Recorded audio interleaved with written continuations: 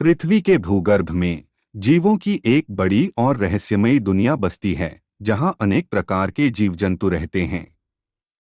उनमें से एक प्रजाति सांपों की भी है, जो धरती के अंदर अपना साम्राज्य बसा चुकी हैं। एक भयानक जंगल था, जिसके बीचों बीच में नदी के किनारे एक पहाड़ था, और उसी पहाड़ी में नागराज रहता था, जो सांपों का राजा था। उसके पास अपार शक्तियां थीं, और वह पृथ्वी की रक्षा करने के लिए उत्तरदायी था। नागराज की बहुत विशाल सर्प सेना थी, जो उसके एक इशारे पर कोहराम मचा सकती थी। जंगल के सभी जीवों का राजा शेर को माना जाता था, लेकिन इस जंगल का राजा नागराज था, जिसने पूरे जंगल में अपना वर्चस्व बना लिया था। एक दिन कुछ लोग अपने परिवार के साथ जंगल में भटककर पहुंच गए। परिवार में 2 पुरुष, 2 महिलाएं, 2 छोटी बच्चियां और एक छोटा बच्चा था।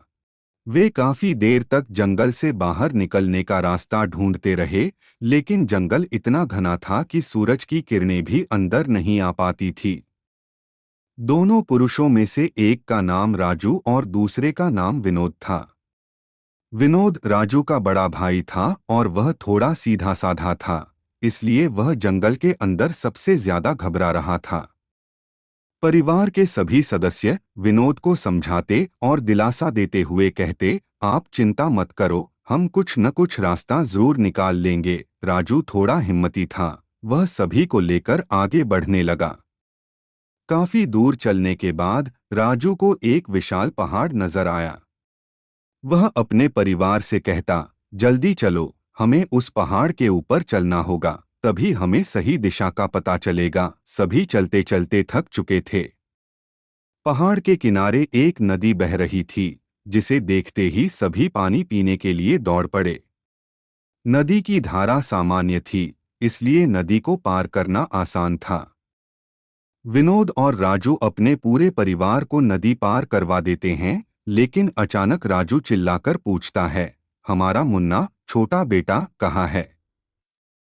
विनोद और राजू औरतों और बच्चियों को पहाड़ के किनारे बैठाकर दोबारा नदी पार करके जंगल की तरफ आते हैं और जोर जोर से अपने बच्चे को पुकारने लगते हैं। वहीं दूसरी तरफ अपने बच्चे के गम में पहाड़ के किनारे बैठीं औरतें जोर जोर से रो रही होती हैं। उनके रोने की आवाज से नागराज पहाड़ की सुरंगों से अपनी सेना के साथ बाहर आ जाता है। पहाड़ के हर हिस्से में कई सांप बैठे होते हैं और उन्हीं के बीच नागराज धीरे धीरे औरतों की तरफ बढ़ता है।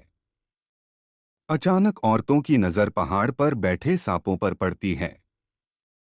वे डर से चीखने लगती हैं और अपने बच्चियों को अपनी गोद में छुपा लेती हैं। तभी नागराज उनके सामने आकर विशाल फन फैलाकर खड़ा हो जाता है और सभी से कहता है, तुम लोगों को यहाँ से बाहर जाने के लिए अब मेरी नाग सेना रास्ता दिखाएगी। तुम लोग जल्द ही इस जंगल से बाहर चले जाओ, यहाँ रहना खतरनाक हो सकता है। राजू और विनोद बोलता हुआ सांप देखकर दंग रह जाते हैं, लेकिन उन्होंने अपने बच्चे को पा लिया था, इससे बड़ा चमत्कार कुछ नहीं हो सकता था।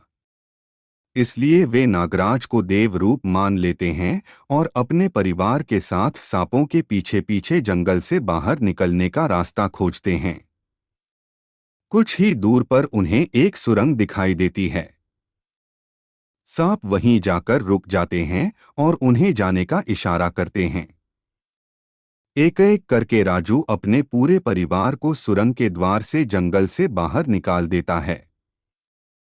नागराज इस परिवार के लिए किसी फरिश्ते से कम नहीं था, जिसने इन्हें उनका खोया हुआ अनमोल उपहार दे दिया।